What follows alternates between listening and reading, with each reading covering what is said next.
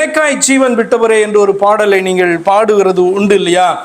நல்லா இருக்கும் ஸ்டார்டிங். ஏன் அப்படின்னா, இந்த பாடல்கள் எல்லாம் நீங்கள் பார்த்து கொண்டு வரும் பொழுது, நீங்கள் ஆராய்ந்து பார்க்கும் பொழுது முழுவதுமாக அதில் தவறு இருக்கிறதை நீங்கள் பார்க்க முடியாது. நிறைய விஷயங்கள் அதில் சரியாக இருக்கும். ஆனால் சில 2-3 வார்த்தைகள் பார்த்திங்கன்னா, அல்லது ஸ்டான்ஸாக தவறாக காணப்படும்.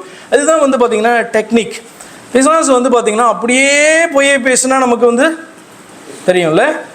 ஆனால் வசனத்தை மாற்றி பேசினால் அல்லது உண்மையோடு கூட பொய்யை கலந்து விட்டால் நம்மளால் பார்த்திங்கன்னா கண்டுபிடிக்கிறதுக்கு, மனிதர்களால் கண்டுபிடிக்கிறதுக்கு கடினமாக இருக்கும். அதனால தான் தேவன் வேத வார்த்தைகளை ஆராய்ந்து பார்த்து இதனுடைய கருத்து இவ்வண்ணமாக இருக்கிறதா என்று வேதம் சொல்லுகிறதா என்று பார்த்து ஒப்பிட்டு பார்க்க சொல்லுகிறார்.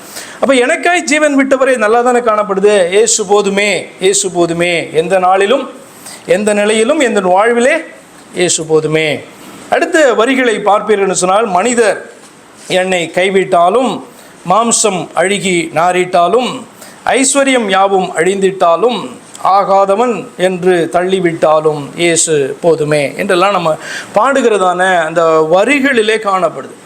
இதனுடைய அர்த்தத்தை நீங்கள் பார்ப்பீர்கள் என்று சொன்னால், இது அர்த்தமற்ற அறிக்கை. அப்படி ஒரு சூழ்நிலை வரும்போது, மனிதர் நம்மை கைவிடும்போது, நம்முடைய மாம்சம் அழுகி நாறும் பொழுது, நம்முடைய ஐஸ்வர்யம் யாவும் அழியும் பொழுது, ஆகாதவன் என்று உலகத்தால் தள்ளப்படும் பொழுது, அந்த நேரத்தில் நின்று நாம் இந்த பாடலை பாடினால் அதில் அர்த்தம் உண்டு.